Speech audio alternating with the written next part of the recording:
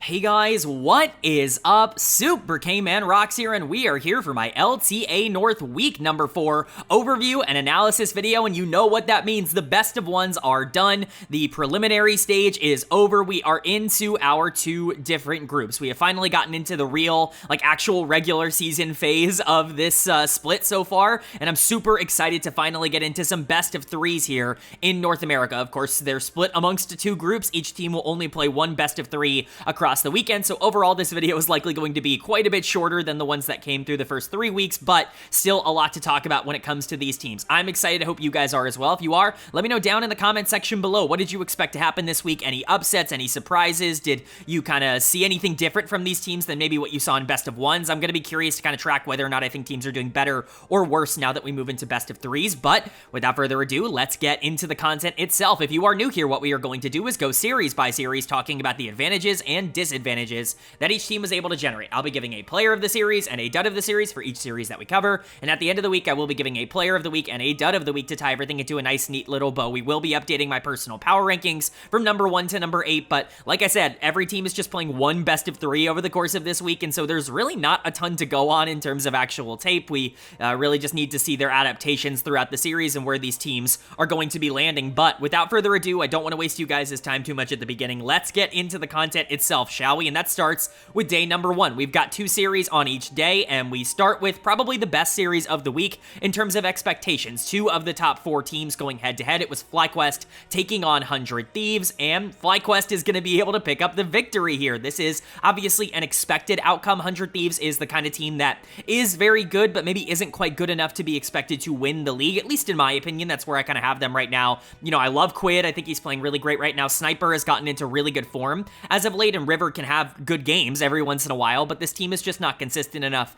across the board to really compete with a team like FlyQuest regularly, and regardless of the iteration of Fly that we end up seeing, whether Bwipo ends up playing every game no matter what, or whether their new top laner ends up coming in and playing some games for them, I still believe this is the team to beat right now in the LTA, and they did come out and prove that by really kind of dominating this series. Game number 2 was unbelievably dominant from them, and I think it's pretty easy to point to where a lot of the advantages were gained for Fly. Player of the series for me is very obviously going to go to Bwipo on the top side. I didn't have to think about this at all. He decimated this matchup, and it wasn't even really Sniper on the other side that gave him a ton of resources, although the laning matchup wasn't in favor of Sniper by any means. Bwipo did a great job of being able to get ahead in that matchup, but it was him moving around the map and creating a lot of havoc for 100 Thieves elsewhere that really became the issue that they just could not solve throughout the entirety of this series. And Bwipo, at his best, we know he can be one of the best players in the entire league, right up there with his teammate Inspired as an MVP frontrunner. He's kind of been that over the course of this year. There's been some more inconsistencies, I'd say, than maybe normal. I think you always are going to expect some ups and downs with Bwipo, but I think this year in general, the bad games look worse. That being said, the good games still look absolutely fantastic, and that's exactly what this was. This was Bwipo kind of, I don't want to say playing for his job, but they bring in a substitute top laner officially here as somebody who can come in and be like a 6th man, rotate in and out during best of 3s and best of 5s to create like a fearless advantage, and then all of a sudden Bwipo really levels up and starts dominating again. I do not think that that is a coincidence, so hopefully he's going to be able to keep that form up, but it was really everybody on the team. I want to give a big shout out to Masu and Busio because they've, I don't want to say been the weak links, because Busio especially has been really good over the course of this split, but I've been a little bit critical of Masu and how he's played out a lot of these games at the beginning of spring because I just don't think he's been like Masu-esque. This is the kind of player that you think about dominating, you know, games at this level and being one of the best players, let alone one of the best AD carries in North America, and I just don't know if he's necessarily lived up to that so far in the spring split, but it's definitely still in there. I think getting him back into the style he was playing towards the end of last year, which is much more of a late game hyper carry, don't worry too much about the early 2v2 type of role, I think that has helped him out quite a bit. Inspired wants to team fight later on in the game, and both of your solo laners are very good with resources. Invest into those two, let Masu scale up and get into that part of the game that he's more comfortable at, which is the team fighting stage. I think that that is always going to be the strategy I feel better about, and he executed on that very well in this series on both Corki and Xayah. Busio has been awesome. I would argue that right now he's playing some of the best League of his career. It's right up there with spring of last year, in my opinion, in terms of his individual performances, but you could definitely make the argument he's playing the best League he ever has right now. But you also got to talk about Quad and Inspired. Inspired was very good as a facilitator. Quad really kind of won the mid lane matchup, and that's a big problem for 100 Thieves because they kind of need to win through mid lane in order to win a lot of games at this level. It's just very clinical for FlyQuest. Everything you you could have wanted to see out of this team in their first best of 3 series here did go according to plan. And for 100 Thieves on the other side, it just didn't look like they were particularly competitive here. And I hate to say it, but this was kind of the expectation. I do think top 4 are all in this one cluster where if any of them just get suddenly better over the course of the split or start leveling up as we get into best of 3s and best of 5s,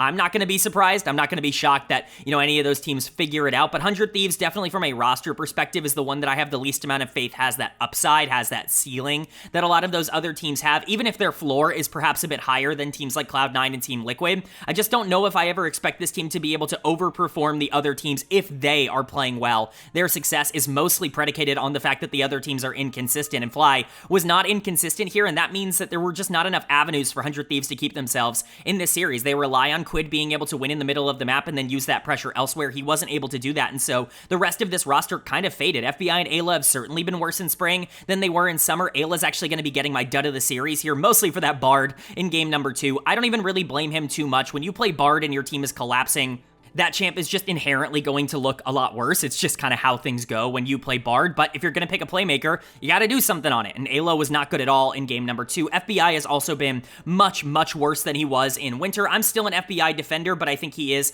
kind of coming back down to maybe where I anticipated he would be coming into the year, which is a top 4-ish AD carry, maybe not a top 2-ish AD carry, and I think that's just kind of the reality. Masu is starting to get back into form just as FBI is losing it, and so, kind of getting back into some normalcy there in terms of expectations, but, Sniper was still fine on the top side, even with Bwipo doing relatively well. The Gnar game in game 2 wasn't even really all that bad from him. He did a couple of interesting things, wasn't really a negative, and then River and Quid in the middle of the map. They just didn't have any prio, didn't have any tempo, even with Nefiri Rise, which should be like an auto win condition at this level, but at the end of the day, Fly was just more talented. They had a better idea of what they wanted to do, and their players got ahead faster, and that's just kind of the difference at this level. If you're going to be more talented, you're going to be able to win, and FlyQuest looks like the team to beat still in the LTA. I get that they lost a game, I believe, to Cloud9 last week at the end of week number 3 to kind of set them up as a team that could be felled at this level, but in terms of expectations, I still would take Fly over anybody else in North America to win the split right now.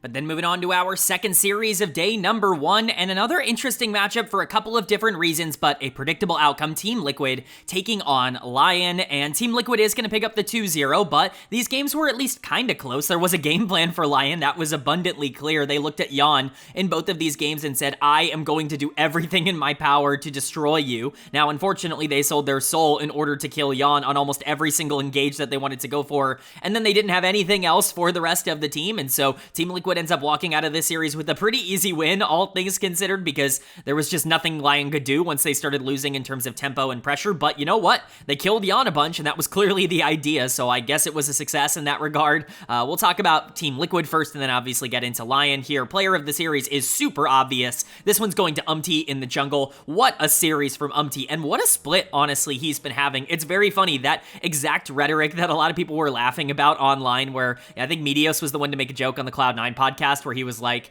Umti was like, yeah, I would love a jungler to come in and be like the 6th man on the team and play for my spot because it would elevate me, and I think he was just trying to convince the team to not do it. They bring in Yuji. That's been announced at this point. He has been brought in as their 6th man, their substitute jungler. Shimmer will be taking over for him on Dark Zero Dragonsteel, but ever since then, Umti has been phenomenal. He is actually very quietly on MVP level pace right now, and I think there is a real argument that if the split ended today, right now, in terms of just the games we've seen in spring, that Umti could be considered the most valuable player in the league for what he has done. He's really been that good so far this split. I don't think I would necessarily make that argument, but it's certainly up in the air, which I just didn't think was going to be a possibility heading into this split. It's the best he's ever played in North America, and it's just a really funny time for it to happen. The moment they bring in another jungler to try and split time with him is the moment he starts playing the best league of his entire career, so really funny to see that. Odilan is obviously not the biggest competition in the world, but he's been awesome all split long. Umti has, and I'm really excited to see if he's going to be able to keep it up. I think Core is the other player you really want to highlight in a positive way here. Poor LYON was just thrown to the wolves in this series by Team Liquid, but they did understand, okay, if they're going to give everything to kill our AD carry, then what if I just invest into trying to make my, Pantheon or my Azir or my Cassio really strong? And Core was pretty happy to sacrifice LYON in a lot of these instances in order to make the correct play, which, again, is the right idea. You don't need to protect the AD carry if they're going to invest everything into killing them. if you think you can win the fight without them, and that's exactly what Core did. I thought he had some fantastic engages, especially in the back half of both of these games on Alistar and Nautilus, and just generally I thought opened up the map a lot more. APA continues to be really solid as a secondary or primary damage dealer, depending on the game circumstance. He was way better than Saint on the other side of this matchup, especially in game 1 when you're looking at the Azir versus Xerath matchup. Saint was having a ton of problems staying consistent in that lane, and APA took great advantage of that. Obviously, the Cassio, something that he's had a lot of success on throughout basically his entire career up until this point, but it's nice to see that the mid-jungle duo still is performing well. APA's been pretty hit or miss over the course of this split, so to have him have a really good series against a player in Saint that everyone else is pretty high on. Obviously, I've been a little bit lower on Saint on this channel, but is generally considered to be really solid. That is a good look. Now, the one takeaway here for Team Liquid that I think is important, first of all, LYON didn't get to play the game. Don't look at the KDA. It wasn't even really entirely his fault. So much attention, so many resources put into shutting him down. However, Impact's KDA is a complete lie. This guy completely trolled this entire series and tried his best to lose it, especially in game 1 on the Renekton. He just was not very good across this entire series. I don't know what's going on with Impact, but he's genuinely performing like a bottom tier player at this level. Unplayable, in my opinion, for a team that's trying to compete for a title. And I think right now, when you're talking about how competitive the upper echelon of the LTA is, the thing that's keeping Team Liquid out of that upper echelon is Impact on the top side. And that's just frustrating to say, considering he's a multiple time champion. Not only at this level, he's won Worlds, he's won the LCK, he's done everything, right? He's done everything he's supposed to do, but this is just the worst year of his career by such a large margin, and it continues to be a problem. Licorice has not been good on the other side, and he completely outclassed him. So, still some good takeaways for Team Liquid, specifically looking great, Core JJ looking great, APA being a nice primary carry option. And then for LYON on the other side, this is more of, I think, what I expected going into a series like this. I think some people were surprised to see them get completely outplayed by Team Liquid. I don't really understand that. If anyone thought the series was close, I just don't really know what we think these two teams are. Yes, LYON is the best of the rest, but there is such a gigantic difference between the top half and bottom half of the LTA right now. It's not even really comparable, and unfortunately for LYON, they kind of fell into that trap. There were a couple of okay performances here. I think you can look at Licorice having a pretty good series, and it does seem like he's getting some of his confidence back, which is a good thing. LYON, I think, at the very least had a purpose in this series, which was to destroy LYON and, try to take him out of the game, and he successfully did that. Couldn't really do much else and couldn't actually help his team win, but at the end of the day, he did what he set out to do. It was just kind of the rest of the team that I think really didn't catch up, most specifically the carry duo, which I think was not very good for LYON in this series. Henna is going to get my dud of the series. I've been a lot lower on Henna and what he's been in North America. To me, he is a great example of a player who's good at basically everything, but not really great at anything, and so it ends up getting to a point where, yeah, he's a good laner, and against the bad laners, he's going to look good there. He's a good team fighter, and so against the bad team fighters, he's going to look good there. But when you go up against a team that's good at most things, Henna's not going to be good enough to actually be able to keep up with that. And we saw that on the Zeri in terms of team fighting. We saw it on the Lucian in terms of trying to play around the Kalista in the 2v2. It just didn't necessarily work out. Henna was clearly the worst player on the Rift here today. Saint gave him a good run for his money, though, especially on the Xerath in game number 1. I get that he's an aggressive player, and if he is, maybe don't pick these two champions for him. If he wants to be more of a playmaker, don't pick something like Xerath that, he was face-checking every single brush on and immediately dying in a lot of these fights. It's clearly not comfort for Saint. It's clearly not his playstyle, and if that's going to be the case, don't force him to do it. Let him go play Yone or whatever thing he wants to go and do. It just didn't feel like he was comfortable at all in this series, and APA is too good to not take advantage of that, especially at this level. Lions was fine, but overall, LYON, I think, is starting to have their flaws exposed a bit more against actual good teams. Henna is really not that great in the upper echelon of LTA AD carries, and Saint, I think, is crashing back down to earth now that he actually has to face good mid laners on the other side. It's nice to see players like Licorice and Odieland and even Lions to an extent not be awful in a series against Team Liquid, but it never really felt like LYON was in this. It more so felt like Team Liquid was just allowing them to stay in it. But looking great for TL, Core JJ looking great for TL. Those are the players that are going to push this team forward and allow them to continue to be as aggressive as they are. APA has been very important this year, but it's nice to see the rest of the team catching up now.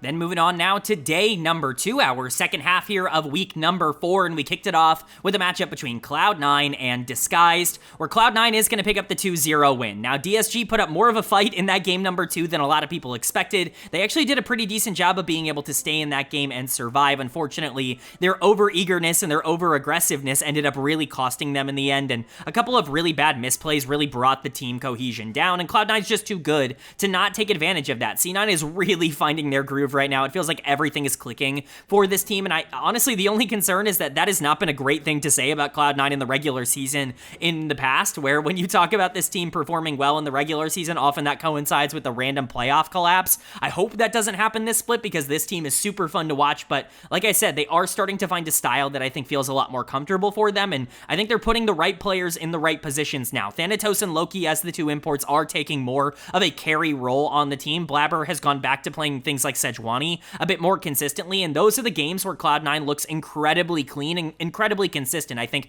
when Blabber's the facilitator and you have this level of talent, Sven's such a good team fighter, Vulcan is the best support in North America. If all of that's happening, Cloud9 can absolutely win the league, and that's what's happening at the moment. We'll talk about it here. Thanatos is the easy choice for player of the series. I didn't even really have to think about this. I think Broadcast gave it to Blabber, probably for the Neferi in game number 2, but that Croc, man, oh my goodness, was he just an absolute menace. He completely dominated that entire second game. I don't think you could possibly consider giving this to Blabber as well as he played if Thanatos was going to play this way in that second game. He's the best top laner in North America. Bwipo is giving him a run for his money, and I do think it is a little bit more up in the air than it has been in the past, but Thanatos is just so mechanically talented, and he's gone out and fixed a lot of the problems that he had when he came over to North America. His poor team fighting, his bad decisions in the back half of the game, they're just not really problems anymore. He's really good in that phase of the game now, and that, catapults off of his really good laning phase. So he's just turned into one of the most consistent players in the entire league, and somebody that you want to build around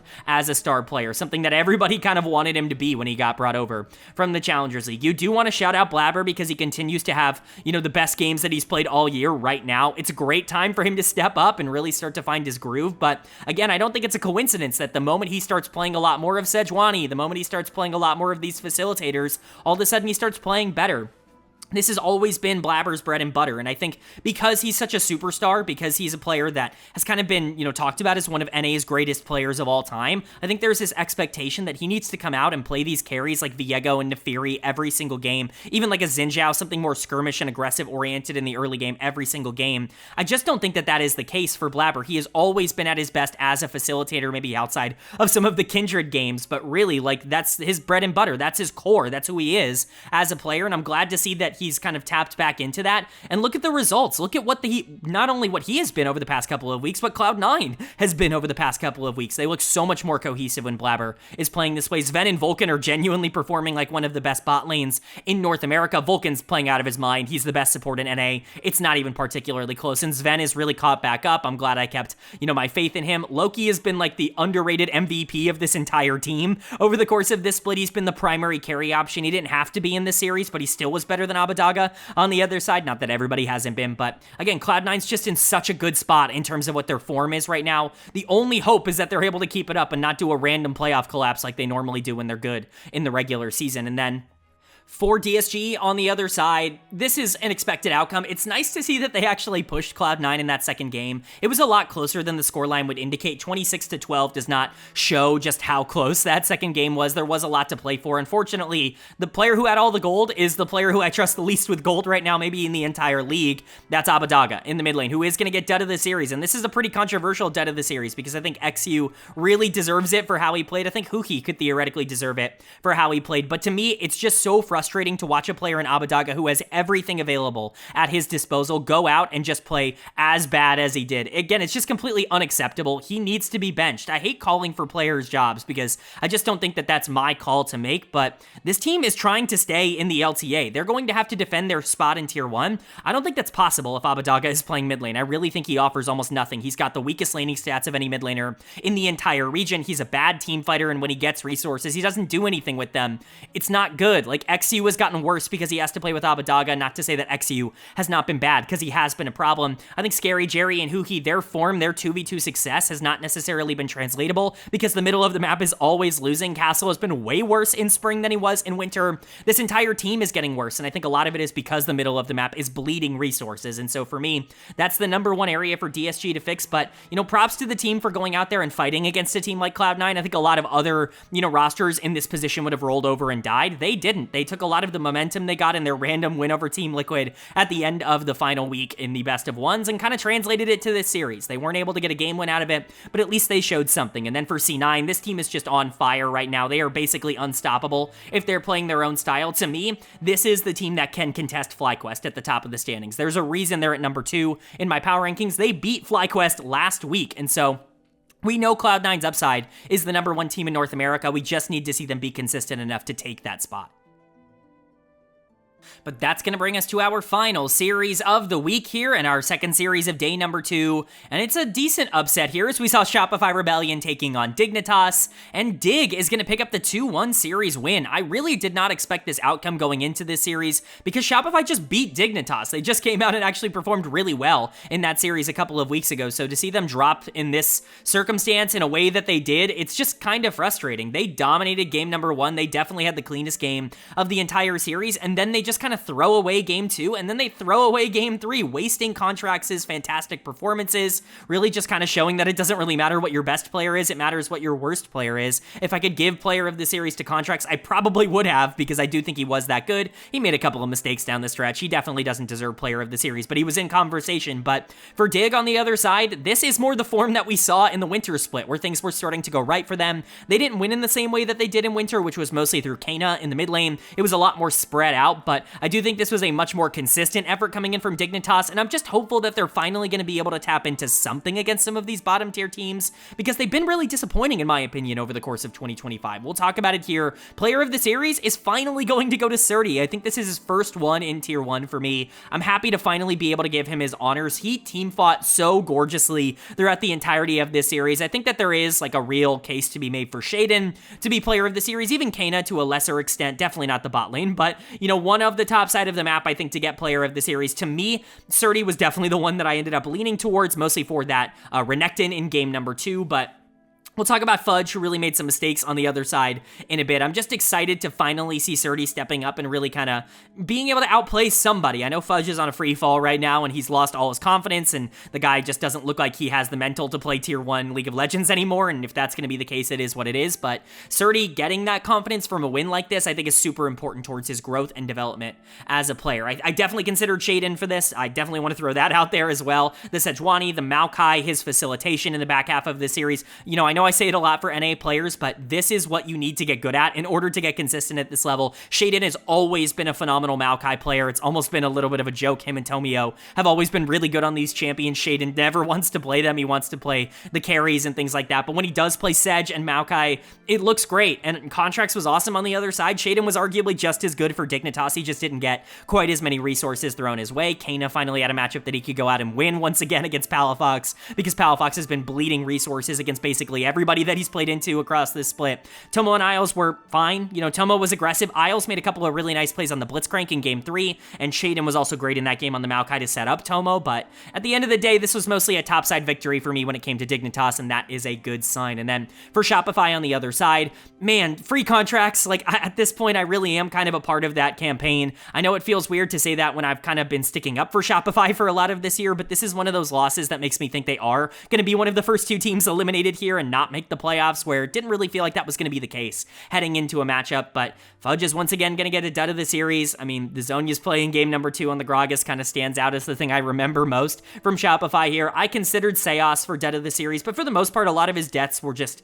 the natural flow of play. When the team is losing, you're the support, you're going to go in, you're going to die first. It just kind of is the way that it is. But, you know, Fudge, I think, made a lot of pretty bad errors and mistakes over the course of this series. If you want to give it to somebody else, I do kind of agree, but this is one of those instances where I do think, you know, Fudge bodied Surdy the last time they played. He needed to be able to keep that up, and he just wasn't able to do that. Contrax is incredible. I even think someone like Bvoy played pretty well in this series. Palafox had moments, even if he wasn't very consistent, but if Shopify can't consistently win team fights at the end of games with a fed Contrax in the jungle, that is cause for concern. That's pretty big disaster mode when it comes to Shopify's ability to win games at all through the rest of the split. Dig is certainly not the most clinical team in the universe when you're getting out team fought by Surdy and Shaden, who, yes, are very good in that stage. Surdy in particular, I think, doesn't really get a chance to show that he's good at team fighting because he's constantly getting caught out in side lanes or just being super far behind in gold from laning phase, but they're good in that phase, but with Shopify not even getting a chance to show that they can win those fights, like that's the real concern. Again, it's cool to see that they can beat up on Dig in a best of 1, but games 2 and 3 are now existent, and Shopify didn't feel like they really stepped up their play to match that. I'm just hopeful that they're going to be able to look better throughout the rest of the group stage, but this is a very bad loss for them in my opinion. And for Dig, this is pretty massive. This could be the kind of win that gets you one step closer to being a playoff team and is probably going to get you top 6 in my power rankings. And that's kind of what we thought they were coming into this split. That's the order, for the most part, that a lot of people had. Dig near the top and, in the upper echelon at the very least of the best of the rest. And I'm excited to see them, start to get some of that form back. Hopefully Shaden can stay really hot. I think he's been very good over the course of this split. If Surdy can keep the confidence going from this series, the sky is the limit for this top side. They just have to be able to get there. All right, but that is going to do it for my LTA North Week number 4 overview and analysis video. A little bit shorter than a lot of the other ones because there were only 4 best of 3s to cover, but we're getting a better idea of where these teams stand in their groups. Group A and Group B, of course, up on the screen now. As a reminder for what the format is, top 2 teams from each group are immediately slotted into the playoffs. Their seeding is determined by a couple of games there, and then the bottom 4 teams duke it out for those final 2 playoff spots to get those 6 teams into playoffs proper. The final 2 teams are, of course, eliminated for the split, so you just kind of want to be top 2 in your group, and that's where a lot of the projections come in, but things can still get a little bit more spicy. We can talk about the risers and fallers in my personal power rankings, which you can see to the right of every single team. It's a little bit small, but we'll talk about it here. The only real notable change, Dignitas is going to be leaping above Shopify because they did beat them, so Dig moves up to 6, Shopify moves down to 7. It's just an unfortunate set of circumstances. Shopify continues to build rosters that I really like on paper that do not work out. I can't really fault management because I do think they're trying to build something that can be relevant near the top of the standings. It's just not there right now. They can't seem to find a break to get into that top 5, and unfortunately for them, they're all the way down at number 7 now. No other changes here, no other upsets this week. The only other thing I even kind of considered was putting Team Liquid above 100 Thieves at number 3. I think that would be totally fair if you want 100 Thieves as the lowest team in the Big 4 right now. I kind of understand that. Again, I think they have the lowest upside, but I think their floor is higher than Team Liquid's, and so for now, they just stay where they were. You could make the argument one way or another, and I would probably agree with you if you were passionate enough. So let me know what you agree with or disagree with down in the comment section below. Am I stupid for not making a change in an area you think I should? Always curious to know your thoughts and opinions down there, but let's go ahead and jump into my player of the week and my dud of the week for week number 4.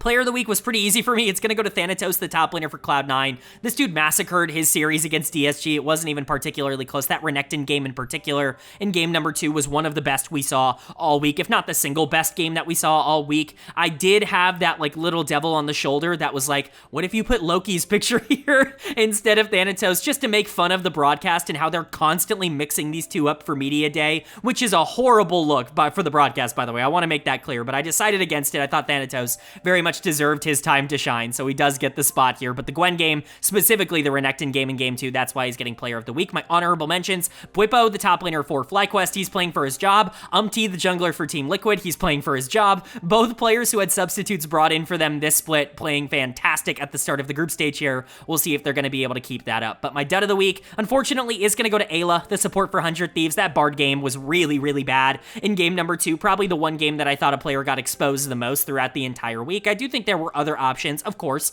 with some of the bottom tier teams. I especially think that someone like Henna would have been considered for this as well. If you want to put Henna in here, I totally understand, but for me, Ayla's game was the worst of the week, and with such a small sample size, that is enough to get you dud of the week. So Ayla's my dud of the week, Thanatos is my player of the week, but that's gonna do it. I do hope you guys enjoyed. If you did, leave a like. It really does mean a lot to me. It lets me know you guys are enjoying the content, and it does help get this video out to a lot more people, which I'm always very appreciative of. If you're new here, hit the subscribe button. We're gonna be posting about the rest of the LTA North season, as well as, the playoffs and everything, but we cover all 3 of the major regions as well. The other major regions, I should say, so LEC, LCK, LPL, every single week on this channel. We also cover the NACL Tier 2 here in North America, if you're interested in that, every single week. So if you want a comprehensive overview of everything going on in LoL Esports, this is the place for it. Hit subscribe and hit that bell so you can be notified when those videos do go live. But with all that being said, I hope you all are having a great day. I hope you continue to have a great day, and I will see you all